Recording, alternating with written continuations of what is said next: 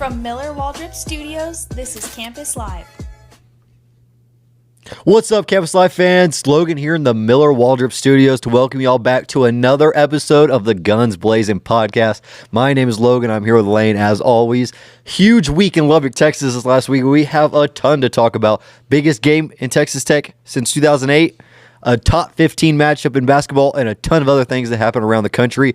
Lane, how you doing on this Wednesday? I'm doing great. You know, it was an amazing week, Logan. We're about to discuss, just how amazing that whole entire past week was. Everything that went down from College Game Day being here to the actual game itself. It was an amazing victory and arguably the biggest in program history. Yeah, 100%. And we actually got a pretty cool experience also. We got media credentials for College Game Day. I know that we both were just amazed at what goes on, not just for the show, but behind the scenes, pregame, everything. It all started on Friday. We actually got to interview Reese Davis and Desmond Howard, and we asked some pretty cool questions.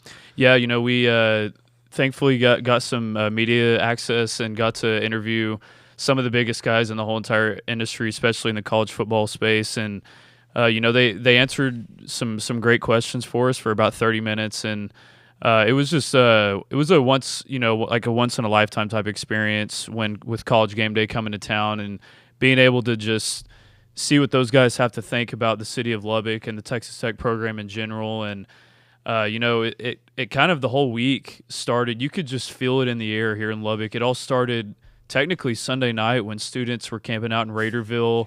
And then as the week progressed, you saw the videos come in. Every single night it seemed like there was thousands of people down there. Then, of course, College Game Day comes to town. You see all of their content that they come out with. And then obviously the day of, me and you got to fortunately be backstage and got some really cool content from there as well. And it was just it was an amazing week, Logan. It really was. It really was. The College Game Day experience just amplifies college football. It is college football. And to not have them here for 17 years, you could feel the energy that was built up from that entire experience. You could see nothing but positive things across the board from every media member that came to Lubbock. Pat McAfee said it's the real deal. Kirk, Josh Pate. I mean, these guys were saying that this was one of the best places they had been to. And that just really shows that, Texas Tech was ready for this, and they didn't let it pass by. And that's something that maybe allows this to come around, more earlier than 17 years before the next time they come here. Yeah, I think, with the way the trajectory of our program is, Logan, right now, I think it's pretty safe to say that College Game Day might be a yearly or bi-yearly occurrence here in Lubbock. But as we move past all the extracurricular stuff that was amazing that happened here this past week, we did have a game, and it was an amazing game. It was an amazing atmosphere. Texas Tech dominated this game, Logan. They dominated from start to finish. It was 29-7, and it really could have been a lot worse than that. We'll discuss, more in depth here in a second. But man, I thought the atmosphere from the first snap was amazing at Jones AT&T. It was the stripe out. The crowd looked great. It sounded great. And man, what a game that Texas Tech played, Logan. Yeah, they dominated in every facet of the game except red zone offense. I think We'll talk about that here in a little bit. That's the only downside to that game. Texas Tech on the defensive side of the football just absolutely smothered the BYU run game. Bear Bachmeier could not get it going. LJ Martin could not get it going. I mean, that just shows this defense. We talked about it last week. Texas Tech's number one in the country in rush defense. They proved it on Saturday. And it was just, it was everybody. Lee Hunter had an excellent game. David Bailey chasing people down. We talk about it every week. Then, arguably the best player in college football, and should be a Heisman Trophy considerate, Jacob Rodriguez, again, another spectacular play on the interception that was really caused by Lee Hunter and David Bailey getting a ton of pressure on Bear Bachmeier, but then the one-handed interception just put it all together. That moment shut out any hope of BYU because Texas Tech dominated, but it was only 19-0 at the time. A couple of plays go your way, BYU's right back in this thing. That shut it down, went to 22-0 with another field goal. I think that it was just overall dominance, and it was something that it was great to see because of all the external noise. Texas Tech could have came out and played flat or had all the outside noise, overlooked the team that they had and didn't make it about football, but Coach McGuire and the staff had them ready. Yeah, on offense, we ended up with 368 yards. Barron had 219 yards passing and a touchdown. He had a few drops, actually. He probably should have ended up with about 3 touchdowns passing, but the best rushing attack in the Big 12. We saw it just at first, it struggled a little bit, but as the game went on, it's starting to be a common theme with how physical our offensive line is. We just lean on people, and you see it happen in the second half. Cam Dickey and Jacoby Williams, once again, Cam, he had 121 yards rushing with a touchdown. Jacoby had 77 yards rushing as well. We were really efficient in between the 20s, and then, of course, our defense and special teams let us get some really good field position.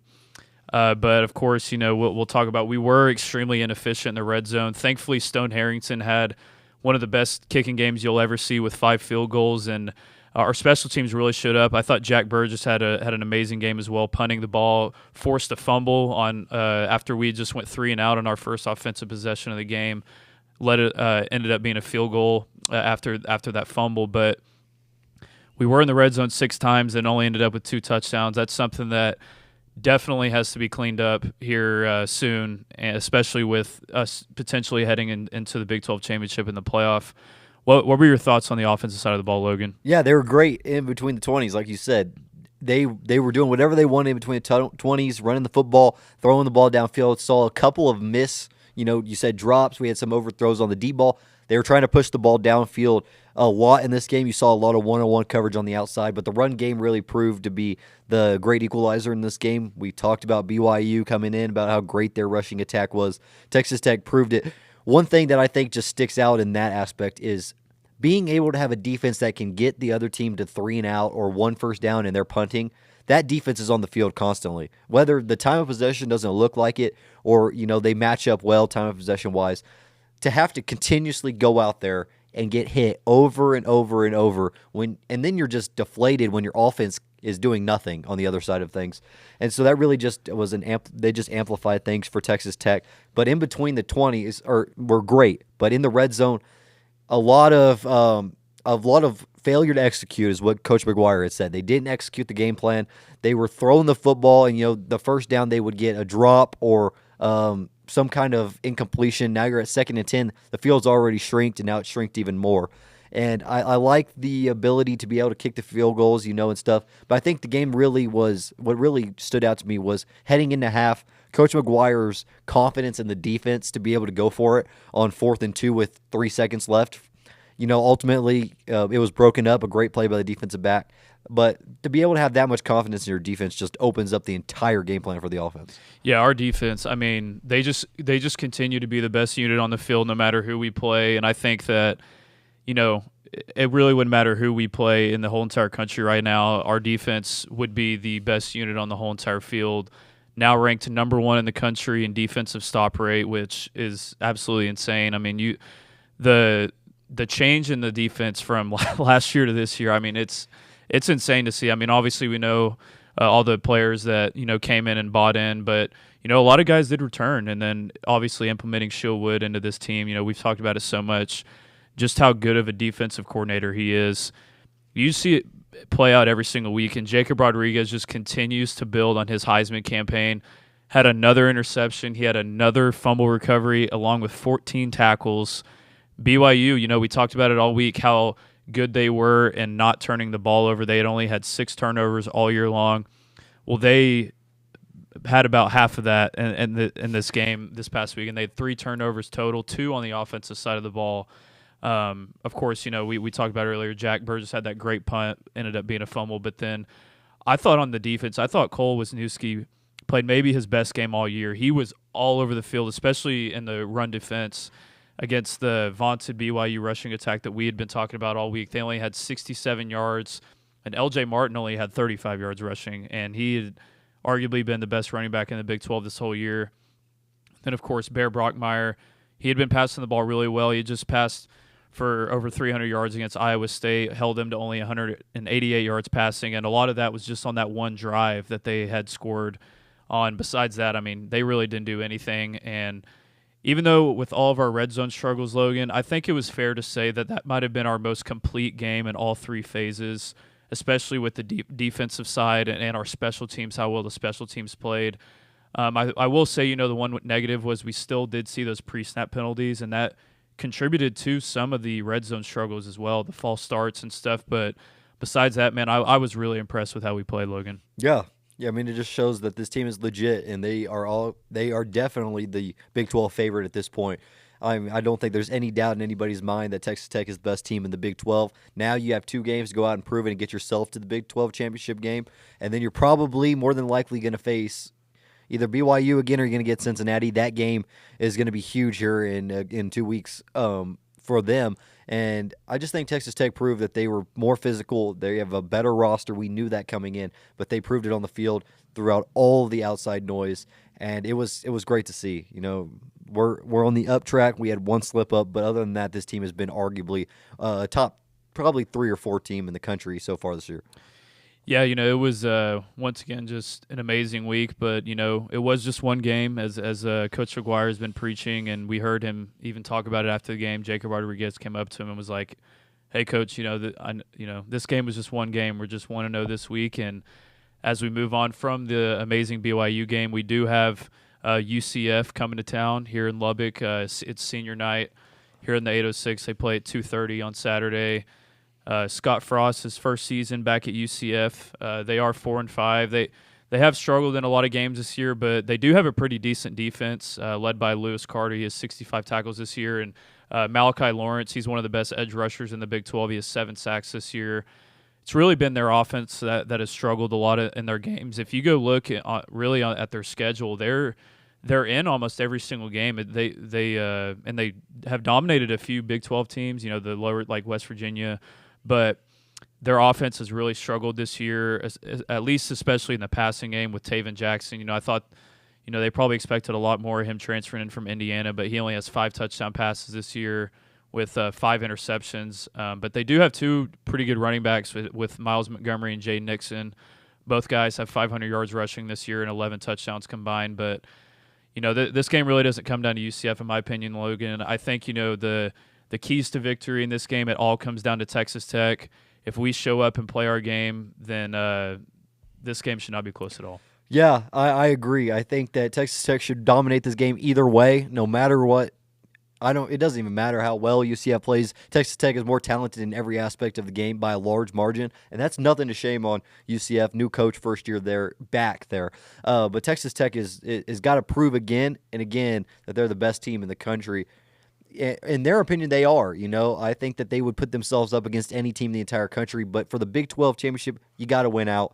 You know, push that envelope, and if you happen to stumble in the Big 12 championship game, you want to see these results late in the season and give the committee something to look at, as we deserve an at-large. Obviously, we don't want to get to that point, but I think you should. And that's going to lead us to a new segment here on the Guns Blazin podcast, the Paving the Way to Victory, presented by JSI Services. Fans, JSI Services is a proud partner of Campus Live. Be sure to visit their website at jsiservicesllc.com to learn more about their asphalt paving services, earth, dirt works, concrete and gutter paving, crack fill, seal coating, and stripping services. Thank you again to JSI Services for their continued support of Campus Live and the Guns Blazin podcast. My number one thing, run the football. It seems like it's every week. Run the football. Texas Tech has done an amazing job, and when they have ran the football, they've dominated every game. And so I think that's probably my number one key to victory. Yeah, especially with, you know, we're just finding out, which we'll discuss here in a segment here soon. Barron, you know, he's still battling that leg injury. You know, apparently he does have a small fracture in his leg that he's been playing through. I think this is a game where you got to just lean on the running game. You know, don't put Barron in too many difficult situations where he's having to scramble. Just have that easy game plan. We go run for, you know, 250 yards, Logan, and then our defense just shows up. Just show up like you have all year, and we should cover the spread. You know, that shouldn't be a close game at all, as we thankfully actually go to a bye before we head into West Virginia. But I completely agree, Logan. As long as we run the ball in this game, that I don't think that this game should be really close at all. No, it shouldn't. Yeah. The defense is too good against an offense that has struggled. I mean, what Texas Tech has done against offenses that are highly successful is something to look at. Now you get a team who has not played well on offense. This defense should have a field day. I'm expecting probably 5 total sacks on the day. Yeah. Obviously, Jacob Rodriguez is going to have a turnover. That's not even a hot take anymore. That's going to happen. I think they run away with this game. I think it might be over by halftime, to be honest. Like, at home, crowd's ready. The last one potentially. Obviously, we're going to talk a little bit about potential playoff seeding and what that looks like. Potentially last game at the Jones this year and what has been an amazing year so far for Texas Tech, and I think they've run away with this one. Yeah, it's senior night. A lot of these seniors, we do have an older team, especially on the defensive side of the ball. They're going to be fired up playing their last game in the Jones. And on the defensive side, I think that, with UCF basically focusing their whole offensive attack this year on their two really good running backs, I think obviously just an emphasis on the number one rush defense in the country. Just continue to play like you have all year, and this game shouldn't be close at all, Logan. Lee Hunter getting his old team come back to Lubbock. He was ready. He already posted on his social media on Monday that he was ready for this one. He talked about how he wishes he was in Lubbock 3 years ago instead of transferring to UCF, so that's just something to add on to it. He'll be ready to go. Absolutely, yeah. And that's going to move us into another new segment that we have here on the Guns Blazin podcast. It will be the injury report presented by Exceptional Community Hospital. Fans, it's time for this week's injury report presented by Exceptional Community Hospital. Before we hop into the injury report, we want to take a moment to recognize Exceptional Community Hospital as a proud sponsor of Campus Live. Be sure to visit their 24/7 state-of-the-art hospital and ER located at 6401 Spur 327 here in Lubbock. They accept all insurance and have a short ER wait time. Exceptional Community Hospital is proud to support this week's injury report on Campus Live. Wreck 'em. Injury report. We don't have the official injury report coming out so far, but we know that, like you talked about, there's a major injury. Every week it seems like we're going to keep an eye on it. It's Baron Morton. How do you expect to see him play this week compared to last week? Yeah, I think, last week I like the game plan that Coach Leftwich had, but basically getting the ball out of his hands quickly while also we were rushing the ball too. We did take some deep shots, but I thought that, it was more like a quick game, deep shot in the RPO game. I think that that's a game plan that's going to have to continue as long as he's out there. We've got to get him healthier and healthier, especially if this season goes deep into December, potentially January. I think we've got to protect Barron, especially, a quarterback with a leg injury. That's just, it's very scary. But I just, we need to protect him, Logan. Yeah. I agree. I think that's why the run game is going to be so important this week. Another guy that we might want to keep an eye on, Terrence Carter. He's been on the injury report the last couple of weeks. He has played in each of the last 2 games. He looks pretty good on the field.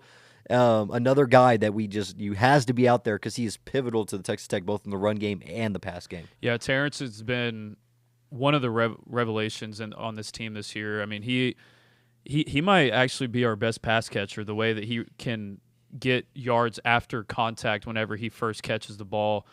Terrence is such an amazing player. And then, of course, like you said, in the running game, one of the best blocking tight ends in the whole entire country. He's just has so many aspects of this offense that Terrence adds to this team when he's out there.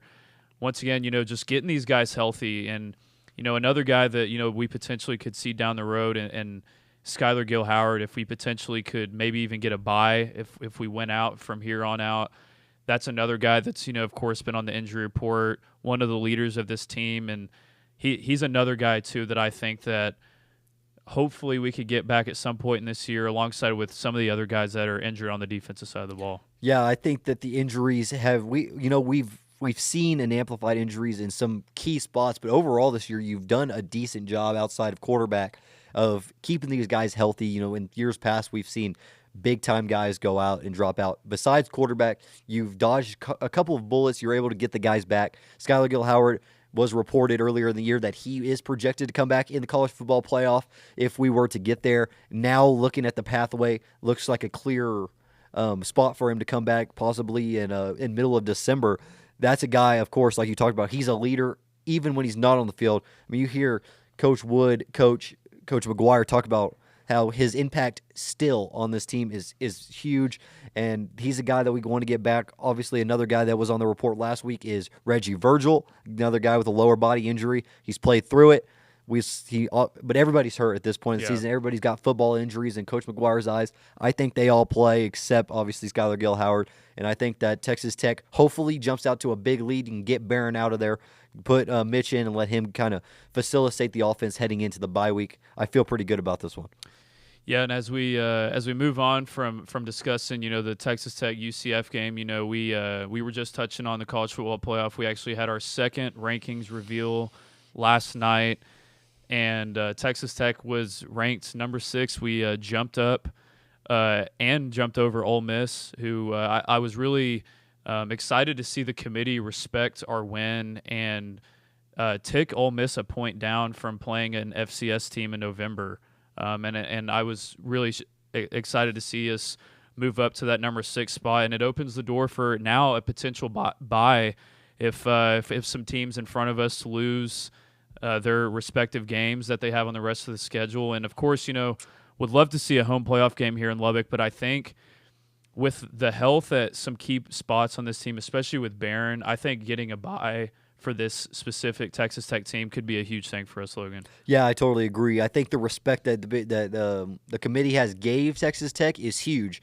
You hadn't really seen the Big 12 in years past get a lot of respect. Obviously, BYU is just outside the picture, as well as Utah at 12 and 13, respectively. I think Texas Tech being up there at 6, and even the chair coming out and saying the offense of inability to score this last week is what kept them from 5. Yeah. So that just gives you that they see Georgia and Texas Tech as 1A, 1B here at the 5 spot. I think getting either spot is great. You get the home game and you get, a team that might be, fringe. You get a G5, or you get right now what looks like an ACC opponent who, as the committee looks like now, has Miami in. They do not control their own destiny. You could easily see a Georgia Tech, which a Georgia Tech is a bad match, or we're a bad matchup for a Georgia Tech who wants to run the football. Haynes King going to put the ball on the ground and he's going to run against our defense. That's a tough one.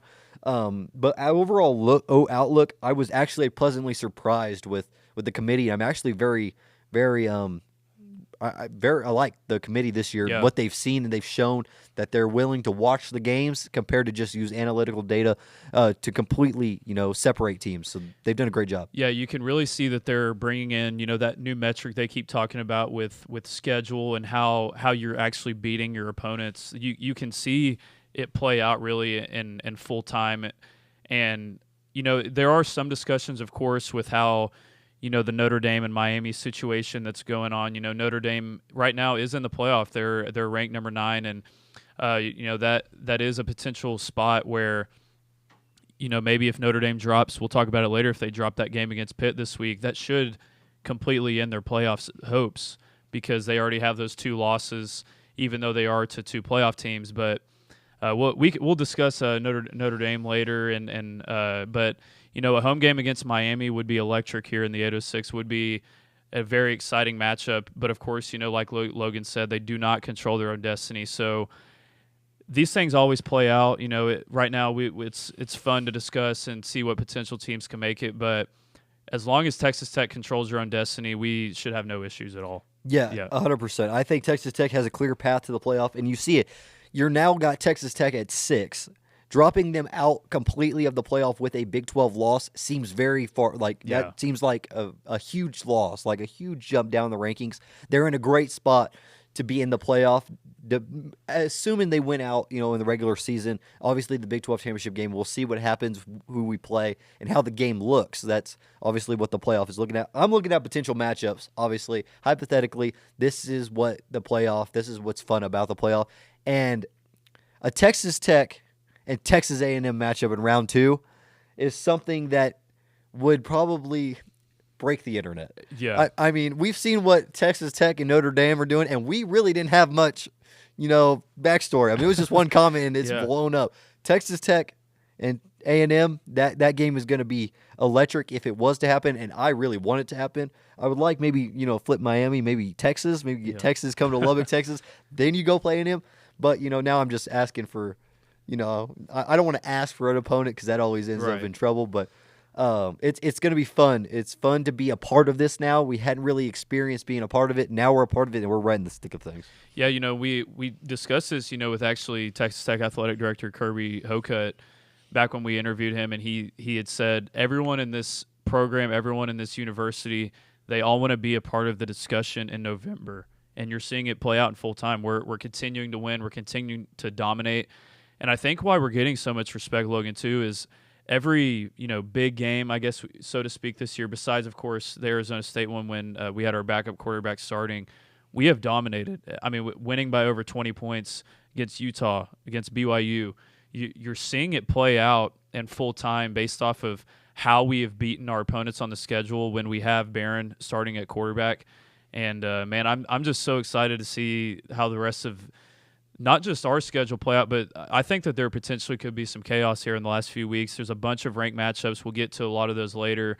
It's a huge weekend this weekend in college football, and man, this is the best time of the year to be a college football fan. It is. There's a lot of shakeup. A lot of teams in the playoff now will be playing each other here in the next coming weeks. And, one game that's going to stick out to me that kind of going to fly under the radar for a couple of weeks. Last game of the season, Georgia Tech in Georgia. That's a game that could easily decide, where Georgia ranks up, especially if they were to beat Texas, this week. Texas would obviously drop out, but Georgia Tech getting that win, it doesn't affect their ACC hopes, but getting Georgia a loss there, lowering their seed, Texas Tech may jump into that 5 spot. Yeah, and as we kind of recap, some of the games that have decided the rankings this past week in Week 11, we saw there was some discussion about A&M, potentially jumping over Indiana. Obviously, we saw Indiana, they stayed put at number 2, but, man, they dominated Missouri. Marcel Reed and this offense, they continue to just play like one of, if not the best team in the whole entire country right now. He throws for 2 touchdowns, and Reuben Owens had a great game on the ground with 108 yards and 2 touchdowns himself. The defense, they were against Missouri's third-string quarterback, but, I'm not going to take anything away from a 21-point victory. Missouri did have a lot of success running the ball. They had 207 yards on only 34 rushes.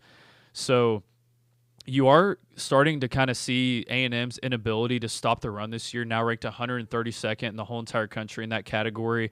I think that is definitely something to watch as we head forward this season, especially with their looming trip to Austin at the very end of the year, Logan. Yeah, A&M has looked like the best overall team in the country. Obviously, you got Ohio State at 1. They won the championship last year, and they haven't lost. It's hard to take them out. I could have easily seen A&M jump Indiana after the Indiana thriller that we're going to talk about here in a second. But A&M does a lot of things on offense very, very well. They run the football well. They have some arguably the best wide receiver duo in the country. We talk about them every week, Mario Craver and KC Concepcion with Marcel Reed. And the dual threat ability of Marcel Reed opens up the game for the receivers on the outside. But watching KC Concepcion and his burst, it is incredible. Across the middle, he looks like he's going to get like a 4 or 5 yard carry, and he breaks that off for 25 yards. He's great. They're just a tough matchup. But like you said, on defense, you're going to start seeing these teams run the ball a lot more. And if they're able to control the possession, and you look at a team like Texas with some pretty good running backs in the backfield and Arch who likes to run the football, that's going to be a matchup that's very interesting for A&M fans heading down to Austin, because that could be undefeated A&M and a team in Texas who has to have it. Yeah. And so that's going to be a matchup that I'm really excited for, but A&M looks the part so far. Yeah, and then another game that we talked about last week too, Oregon, they barely get by Iowa on a walk-off field goal, 18-16. We both said this game would be close. We went the opposite way. I actually said a walk-off field goal for Iowa, and it, of course, ended up going the other way for Oregon. Dante Moore led one of the drives of the season. They were in some really bad weather that whole game. It was cold and rainy, and it ended up snowing and stuff at the end.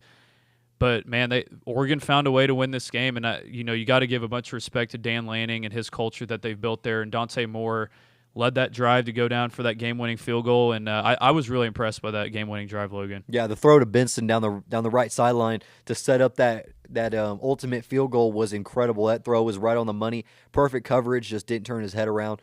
But Iowa, man, again, right there, that was a game. If you win, you're in a really good spot. And for Oregon, a lot of question marks are still arise.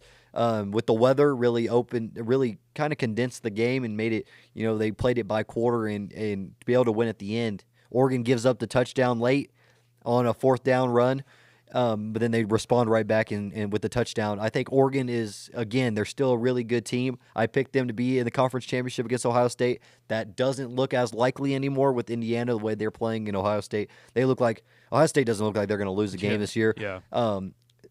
But they found a way to win, like you said, and it's a big win for them. A lot of teams have struggled to play Iowa this year, and to play in that weather, at Iowa. It's a big win for Dan Lanning. Yeah, Oregon, they've got a tough schedule ahead, against Washington. And then, of course, I think, they might have a huge one against USC here. We'll discuss, USC later on this show. That's going to be potentially a game that maybe that team could end up getting into the playoff. But as of right now, Oregon is in the playoff. But another Big Ten team we saw survive, maybe the play of the year, catch of the year, Omar Cooper against Penn State. They come all the way back. Fernando Mendoza, maybe with the drive of the year to go get that touchdown. He's the Heisman front runner on a lot of different sites you see now.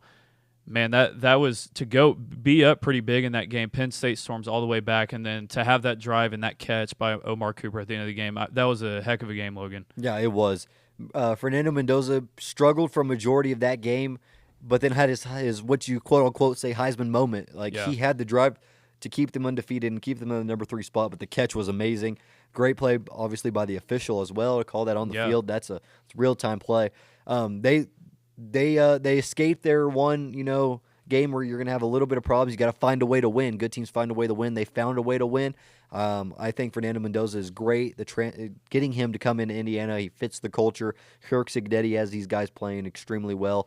And to have one of the least talented rosters on paper and to be able to perform like this in the Big Ten, it's a credit to that coaching staff for sure. Yeah, and then as we head back into the SEC, we discussed this game last week a lot as well, just based off of everything that's been going on at LSU.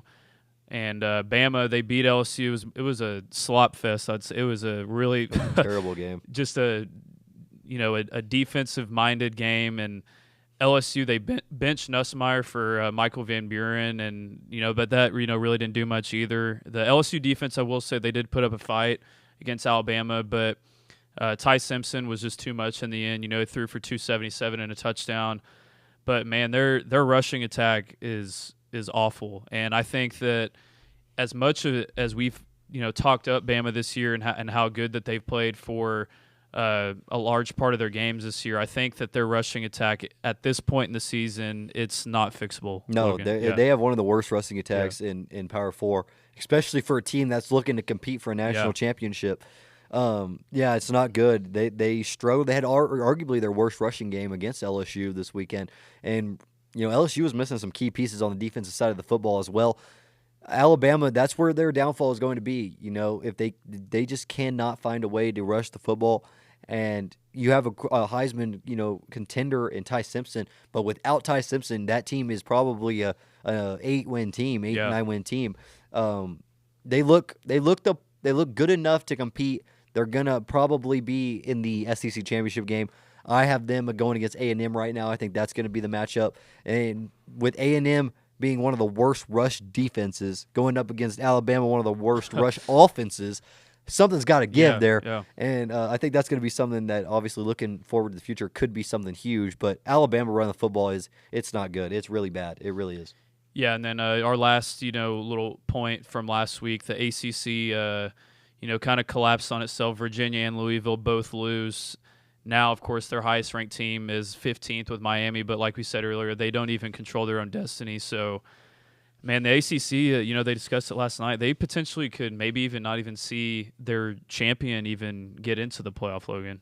It's incredible downfall for them. I still think my preseason pick of Georgia Tech is going to fulfill itself. I think they are going to be the team that gets in. But man, it's fell off a cliff. Yeah. And to have a potential 8-4 Duke in the conference championship game, fighting for a potential bid to the college football playoff. If I'm a James Madison fan, if I'm a UCF fan, give me the Blue Devils, man, because we will be in the college football playoff at that point. But that just opens it up again. Another one for another team that you won't see normally get into the playoff. Yeah. ACC has no chance for an at-large bid at this point. I mean, it would be awful if they got one in. It would make no sense. Yeah, I think I don't know. Georgia Tech and Miami are really their only that's hope. it. Yeah, that's all they have. The ACC needs Miami to be in the conference championship game just because they need that brand there. Georgia Tech is just not good enough to compete on the national stage, in my opinion. They could easily win the ACC at this point. They still control their own destiny. I mean, to be honest, it's probably going to be Georgia Tech and Virginia in the ACC title game, and both teams might lose by 30 in the playoff. Yeah. And as we move past, week 11, this is arguably maybe the biggest week of the whole entire year based off of the games we have. First off, Texas going to Georgia. Texas is off the bye week, now 7-2, heading into Athens.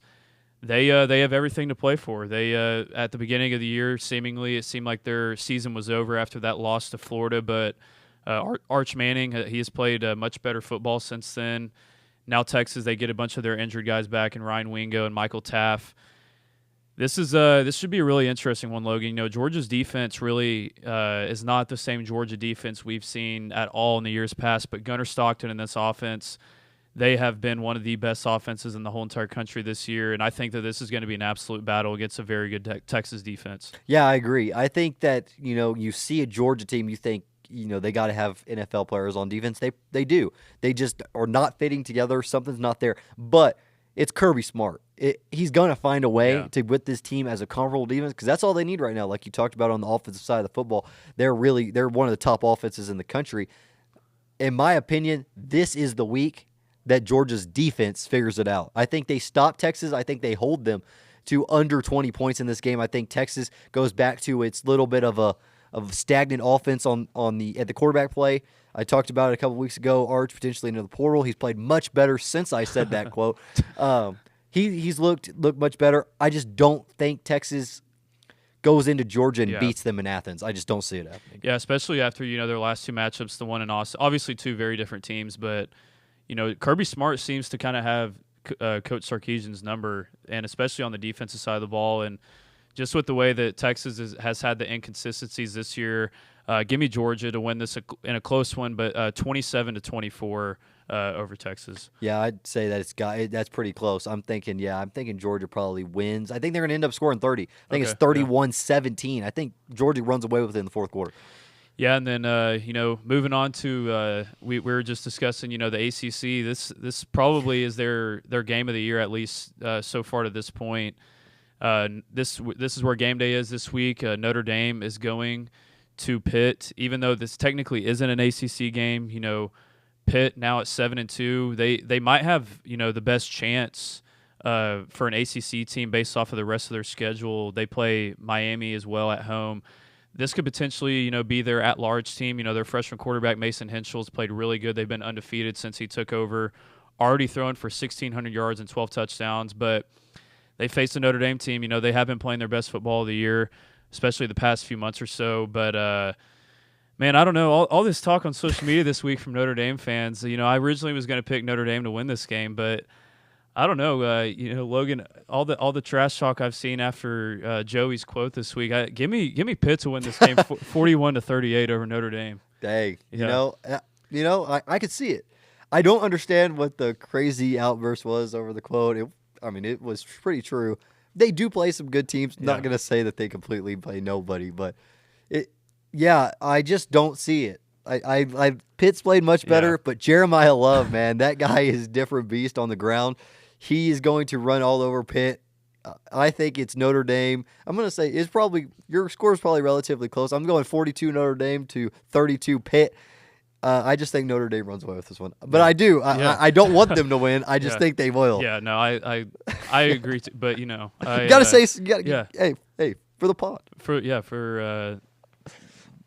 Don't come after the Tech fans on Twitter. But no, after discussing this game, that's gonna if Notre Dame loses that game though, they're out. They're out. They're out. They have no chance to come back. This is a really big game, and I'm really excited to see how that game goes. And as we head back into the SEC, this is another one of these huge ranked games. Oklahoma, this was kind of a team we left for dead a few weeks ago.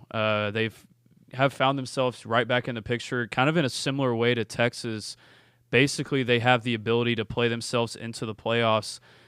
And I actually think that they match up extremely well here with Alabama. I know they're on the road, but based off of the way that Alabama has been able to not run the football this year, Oklahoma has a phenomenal defense, especially their front seven.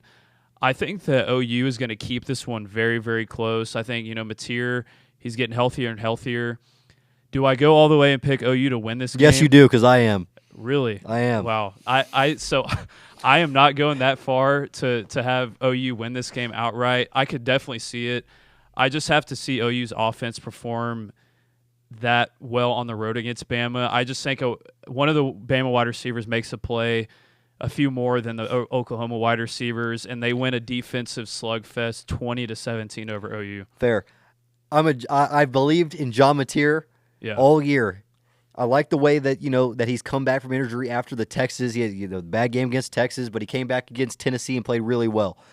I think that he's starting to figure it back out. Before he got hurt, he was a Heisman, probably arguably the favorite to win the Heisman. This is his moment.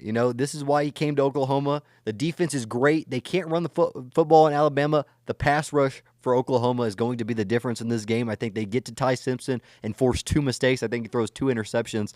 I think that Oklahoma will win this game on defense. Like you said, I think they put up 24 points. I think they win 24-17, and I think that Mateer is now the savior in Norman. Yeah, that's and Brent Venables will get another year, no matter what. He probably already got it, but yeah, that would if OU wins that game, I mean they're basically in the playoff. I think he would solidify it. Yeah. And especially with the comments from the chair as well on they knew that they've brought into perspective that Mateer was not 100% against Texas, and we've seen it even with Tech. They aren't deducting teams very much for quarterback play at not 100%. Losses where you either had your backup quarterback or your starter was not ready to go, because it was pretty clear to everybody Mateer was not ready to play in that Texas game. And so to be able to see that from committee, I think a win this week, it solidifies them as a top 12 team. Yeah, and then moving to the Big Ten, this is probably the game of the week in the Big Ten. We were discussing, Iowa, how they lost that heartbreaker. Unfortunately, I think, this might be a spot here for USC. They always say don't let a loss beat you twice. I think the way that USC has been performing the past few weeks, they've been playing some great football. I think, once again, Lincoln Riley maybe starting to figure things out there at USC. Jaden Maiava, Jacoby Lane, and Mekhi Lemon. I think they just have way too much offense for Iowa. I think USC wins this one big, 30-14 over Iowa. Yeah, the loss for Iowa is just set in. I think this team is going to have a hard time coming back from that. Mekhi Lemon, arguably the best wide receiver in the country. Him and Jordan Tyson, with Tyson out now, he is solidified as the wide receiver 1. I think he's a top 10 pick in this upcoming draft. I think him and Jaden Maiava just dominate. I think Lincoln Riley has his guy. He's an offensive guy. And Iowa has little offense on that side of football, and I just think they can't score enough. I think you're pretty close. I'm going to go 35-14 USC. Yeah, and then in the Big 12 this week, besides our game, there are some pretty decent matchups.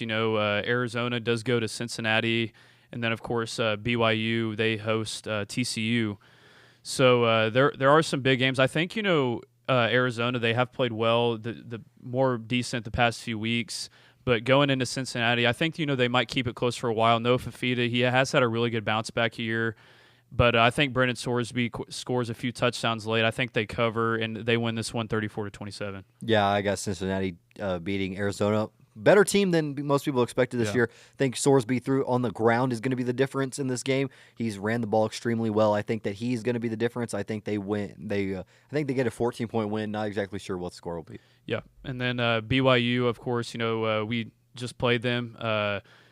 Pretty much dominated in every facet. But I think, hosting a TCU team, they just lost a heartbreaker last week. They were still in the mix of things in the Big 12, leading 17-6, and they blow that lead at home versus a struggling Iowa State team who had lost 4 in a row. Man, now you're seeing a lot of disgruntled TCU fans on social media. I think Josh Hoover, he's a great player, one of the best quarterbacks in the country, but kind of similarly in the way that Iowa lost at home. I think this is a scenario where you see a loss maybe beat a team twice. I think BYU, they're mad at their showing from last week. I think they bounce back in a big way, and I think that they win 34-17 over TCU. Yeah, BYU is going to run away with this game. TCU, like you said, a big-time loss, a bad loss that they took last week. I think that they come back and they struggle this week, and BYU has all the pieces. They just played a buzzsaw in Texas Tech. I think BYU comes out. I think Bear Bachmeier proves that he's one of the better quarterbacks in the Big 12. I got it 31-17. And then, of course, our game, we discussed at length earlier. Maybe you could see a little bit of a hangover early from last week, but I doubt it. I really do. I think that this team is so focused. This team is different than any Texas Tech team we have seen maybe in the history of this program. I think they come out focused. We rush it for over 200 yards. I think the wide receivers bounce back. They catch a few touchdowns, and of course our defense.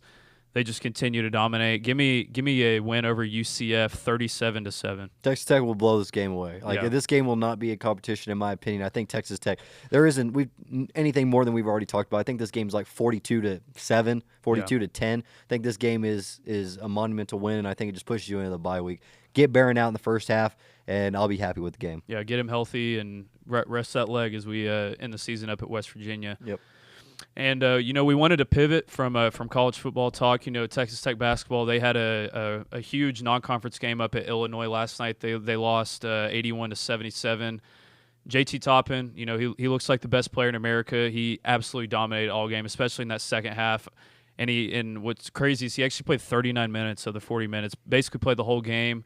The bench was really thin last night, so him and Christian Anderson had to play a lot of those minutes. I was really, really impressed by Toppin last night, man. He 34 points, 11 rebounds. He had 3 assists, 3 steals, and 3 blocks. I mean, that's just absolutely taking over a game. And Lawan Watts had a quiet 21 points. I was impressed by his offensive output. He has been battling injuries and stuff. Christian Anderson didn't have his best shooting night, but he did have 11 assists. Of course, like I just said, we didn't have Luke Bangboye, Josiah Mosley, or Leon Horner. So the starters, they pretty much played the whole game. What were your initial thoughts on just how we played against Illinois, Logan? First half was not great. Yeah. You didn't shoot the ball well in the first half. You got physically dominated. And you don't see that a lot with the Grant McCasland team, but they physically got beat up, like, in the paint.